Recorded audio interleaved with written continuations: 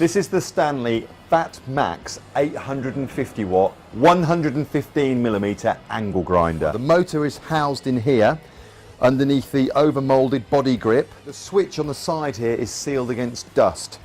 The handle, the steadying handle, can fit on the right, the top or the left hand side, but the great thing about this is it holds the tooling needed to swap between grinding and cutting discs for the specialist materials.